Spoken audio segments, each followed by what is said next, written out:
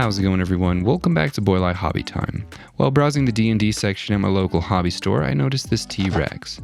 I decided to buy it and keep it on hand for when inspiration struck. It's been sitting on my shelf for a few months now, and inspiration has not struck, so I decided to just open the box and start building without inspiration. The other half of this uninspired build is this Statue of Liberty model that I found in a clearance bin at a different hobby store. Well, technically it was the same hobby store, just a different location. I bought this model for the same reason that I bought the dinosaur, was to have on hand for when inspiration struck. Just like the T-Rex, it had been gathering dust for a long time, so I decided to just open it up and finally use it. Ideas and inspiration are not the same thing. I've got a lot of ideas in my head and many more that I've written down, but sometimes I just lack the inspiration that I need to build any of them. Having models like these on hand provides some fun opportunities to just wing it every now and then, and that's what I did with this build. As I was assembling the statue, I began to think up a little story in my mind as to how these two random models could fit together.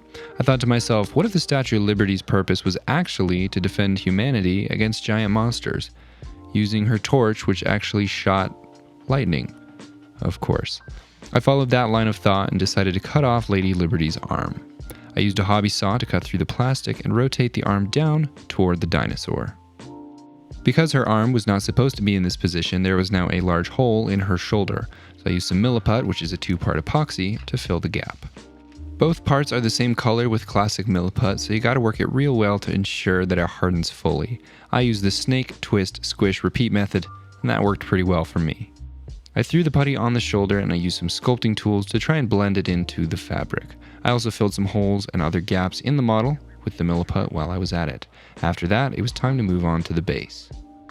I used this nice long wooden plaque as the base and I marked out the position of the battery housing with a pencil. I then brought over my drill press stand for my Dremel and I drilled some holes in each corner of the little penciled box that I just made.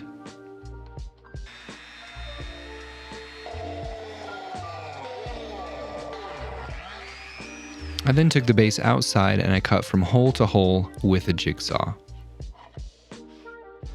I made sure the housing had a nice snug fit and I moved over to the base of the statue.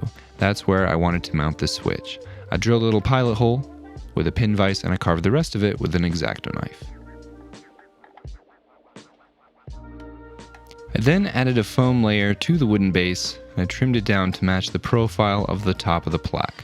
I suppose I didn't need this extra foam layer, but I tend to always throw one on just in case. I also traced out and cut a hole to recess the base of the statue. I used some foam safe superglue to fix the foam to the wood and I added a small piece of foam as a wedge to get the dinosaur to stand at a slightly more dramatic angle. I drilled holes into the base and under the dinosaur to fix them together using a metal rod. I glued it in place so it'd be nice and sturdy. The next step was to add the terrain paste. For this one, I just used Sculptamold.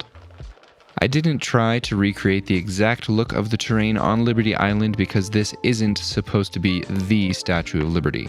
It's just one of the smaller discount versions that you'd find in Las Vegas or Tokyo.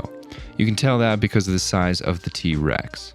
I'm clarifying that because there's nothing that aggravates people more than inaccurately depicting the size of a dinosaur in a diorama, other than maybe 2 sailboats sailing past each other at full speed in the opposite direction.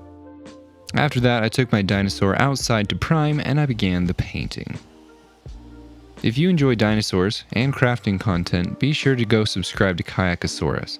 I really enjoyed his recent Stegoros video where he made a life-sized Stegoros, and his asking YouTubers to crack my dinosaur eggs video is legendary.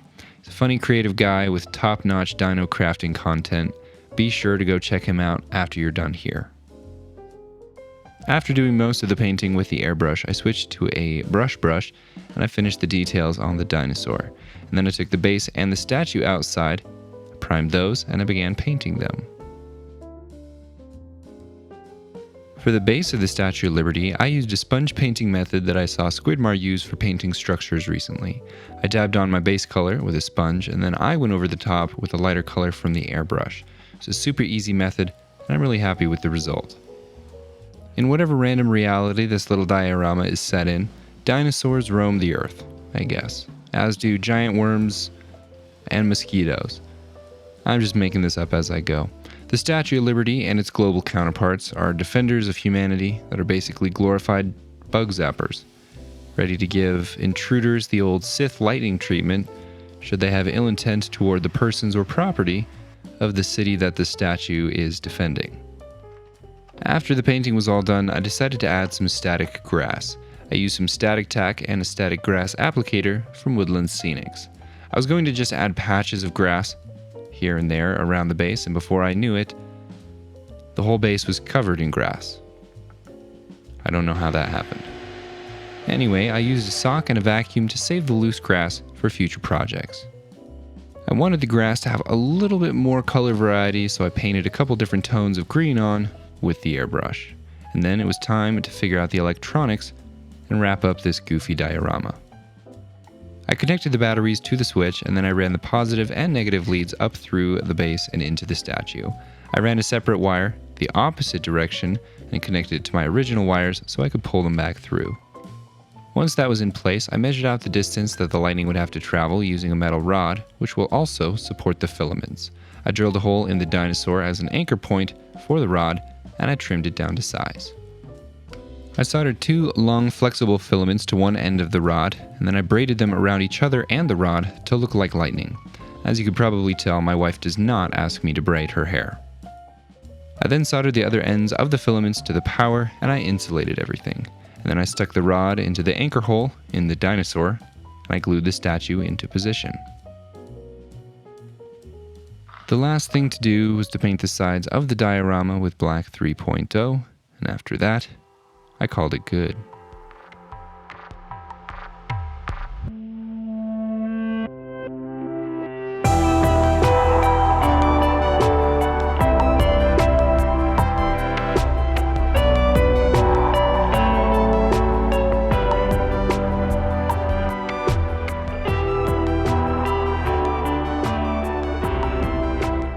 You may not believe this, but I completely forgot what the T in T-Rex stood for while I was building this diorama, and only after the fact did I realize that I accidentally created a little art piece depicting the conflict between liberty and tyranny. But it was indeed an accident, so don't read into it too much. That is it for this video. Thank you all so much for watching. Hope you enjoyed. Huge shout out as always to my patrons. You guys are the best. Have an awesome week, everyone. I'll see you next time.